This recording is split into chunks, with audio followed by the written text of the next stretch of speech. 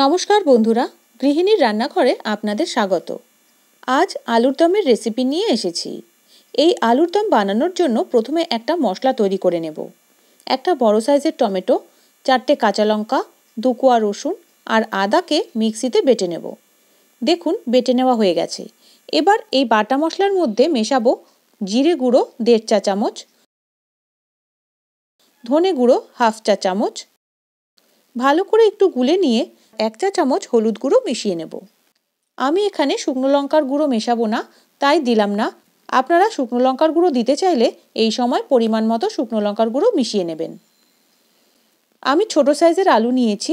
এই আলুগুলোর মধ্যে যে আলুগুলো একটু বড় সাইজের ছিল সেগুলোকে আমি 2 টুকরো করে দিয়েছি। এখন গ্যাসে কড়াই বসিয়ে দিয়ে দেবো পরিমাণ মতো সর্ষের তেল। তেল গরম হয়ে এলে এর মধ্যে দিয়ে দেবো একটা শুকনো লঙ্কা আর গোটা জিরে। শুকনো লঙ্কা আর গোটা জিরে ভাজা হয়ে এলে এর মধ্যে দিয়ে দেবো গোটা গরম মশলা। এখানে আমি দারচিনি আর এলাচ নিয়েছি, লবঙ্গ নেইনি। এলাচগুলোকে একটু থেতো করে দিয়েছি। এখন দিচ্ছি 2টো তেজপাতা আর দিয়ে দেবো গুলে রাখা মশলাটা। মশলার বাটিটা ধুয়ে একটু জল এর মধ্যে দিয়ে দিলাম। এখন মশলা কষিয়ে নেব। যেহেতু আমি বেশি তেল দেইনি, তাই মশলা কষানোর সময় কিন্তু খুব একটা তেল ছাড়বে না। দেখুন মশলাটা একটু ঘন ঘন হয়ে এসেছে। এই সময়ই আমি এর মধ্যে আলুগুলোকে দিয়ে দেব।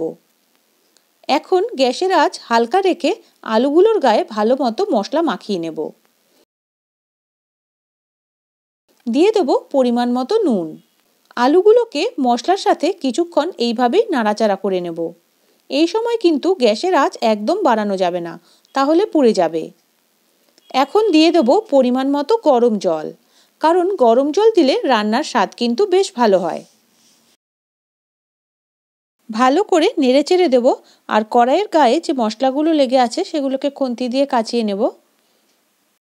ঢাকনা দিয়ে দেব আর কিছুক্ষণ ফুটিয়ে নেব। এই সময় গ্যাসের আঁচ মাঝারি করে দেব।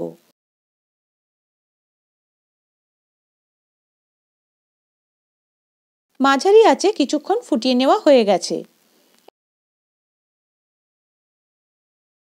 আলুর দমের ঝোল অনেকটাই টেনে গেছে। এখন এর মধ্যে দিয়ে দেবো আর একটু গরম জল। রেসিপিটি ভালো লাগলে ভিডিওটিতে লাইক দেওয়ার আর চ্যানেলটি সাবস্ক্রাইব করে পাশে থাকার অনুরোধ রইল।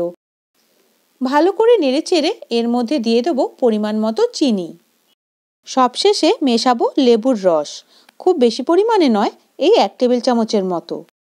এইভাবে একবার আলুর দম বানিয়ে খেয়ে দেখুন। রুটি, পরোটা বা ভাত সব কিছুর সাথেই জাস্ট জমে যাবে। এখন গ্যাস বন্ধ করে দিয়ে মিনিট 10 মতো ঢেকে রেখে দেবো। সবাই ভালো থাকবেন। ধন্যবাদ।